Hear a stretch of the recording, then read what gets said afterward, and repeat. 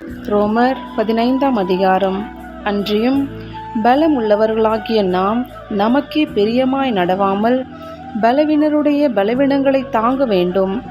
நம்மில் ஒவ்வொருவனும் பிறனுடைய பக்தி விருத்திக்கு ஏதுவான நன்மை உண்டாகும்படி அவனுக்கு பிரியமாய் நடக்க கடவன். கிறிஸ்துவும் தமக்கே பிரியமாய் நடவாமல் உம்மை நிந்திக்கிறவர்களுடைய நிந்தங்கள் என்மேல் விழுந்தது என்று எழுதியிருக்கிறபடியே நடந்தார்.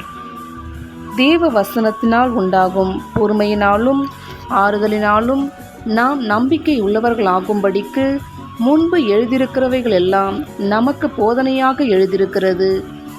நீங்கள் ஒருமனப்பட்டு நம்முடைய கர்த்தராகிய இயேசு கிறிஸ்துவின் பிதாவாகிய தேவனை ஒரே வாயினால் மகிமைப்படுத்தும்படிக்கு பொறுமையையும் ஆறுதலையும் அளிக்கும் தேவன் கிறிஸ்து இயேசுவினுடைய மாதிரியின்படியே நீங்கள் ஏக சிந்தையுள்ளவர்களாயிருக்கும்படி உங்களுக்கு அனுகிரகம் செய்வாராக.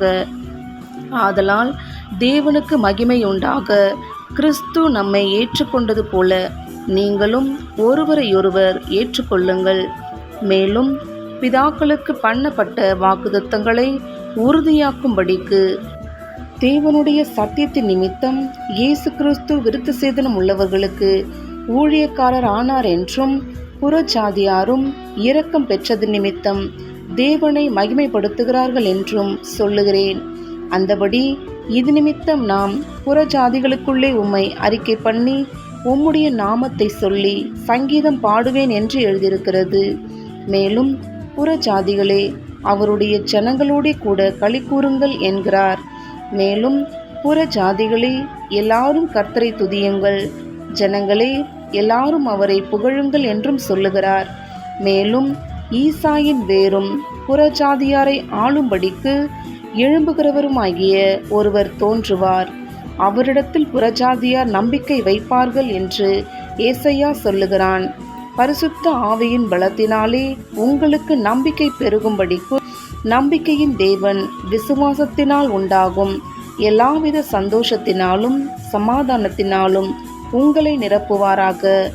என் சகோதரரே, நீங்கள் நற்குணத்தினால் நிறைந்தவர்களும் சகல அறிவினாலும் நிரப்பப்பட்டவர்களும் ஒருவருக்கொருவர் புத்தி சொல்ல வல்லவர்களுமாயிருக்கிறீர்கள் என்று நானும் உங்களை குறித்து நிச்சயித்திருக்கிறேன்.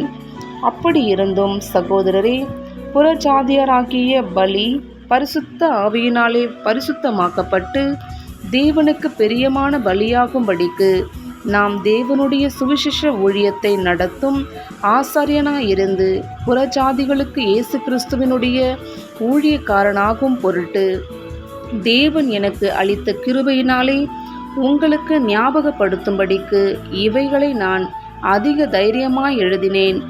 ஆதலால் நான் தேவனுக்குரியவைகளை குறித்து இயேசு கிறிஸ்துவை கொண்டு மேன்மை பாராட்ட எனக்கு இடமுண்டு. புறஜாதியாரை வார்த்தையினாலும் செய்கையினாலும் கீழ்ப்படிய பண்ணும்படிக்கு அற்புத அடையாளங்களின் பலத்தினாலும் தேவ ஆவியின் பலத்தினாலும் கிறிஸ்துவானவர் என்னை கொண்டு நடப்பித்தவைகளை சொல்வதல்லாமல் வேறொன்றையும் சொல்ல நான் துணிவதில்லை. இப்படி எருசலேம் துவக்கி சுற்றிலும் இல்லிரிக்கம் தேசம் வரைக்கும் கிறிஸ்துவின் சுவிசேஷத்தை பூரணமாய் பிரசங்கித்திருக்கிறேன். மேலும் அவருடைய செய்தியை அறியாதிருந்தவர்கள் காண்பார்கள் என்றும் கேள்விப்படாதிருந்தவர்கள் உணர்ந்து கொள்வார்கள் என்றும் எழுதியிருக்கிறபடியே நான் மற்றொருவனுடைய அஸ்திபாரத்தின் மேல் கட்டாதபடிக்கு கிறிஸ்துவினுடைய நாமம் சொல்லப்பட்டிராத இடங்களில் சுவிசேஷத்தை அறிவிக்கும்படி நாடுகிறேன். உங்களிடத்தில் வருகிறதற்கு இதனாலே அநேகந்தரம் தடைப்பட்டேன். இப்பொழுது இந்த திசைகளிலே எனக்கு இடமில்லாதபடியினாலும் உங்களிடத்தில் வரும்படி அநேக வருஷமாய் எனக்கு மிகுந்த விருப்பம் உண்டாயிருக்கிறபடியினாலும் நான் ஸ்பானியா தேசத்திற்கு பிரயாணம் பண்ணுகையில் உங்களிடத்தில் வந்து உங்களை கண்டு கொள்ளவும் உங்களிடத்தில் சற்று திருப்தி அடைந்த பின்பு அவ்விடத்திற்கு உங்களால் வழி விட்டு அனுப்பப்படவும் எனக்கு சமயம் கிடைக்கும் என்று நம்பியிருக்கிறேன். இப்பொழுதோ பரிசுத்தவான்களுக்கு உதவி செய்யும் காரியமாக நான் எருசலேமுக்கு பிரயாணம் பண்ண எத்தனமாயிருக்கிறேன்.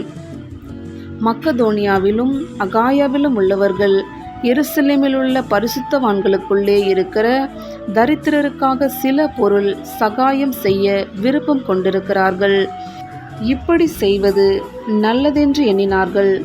இப்படி செய்கிறதற்கு அவர்கள் கடனாளிகளாயும் இருக்கிறார்கள்.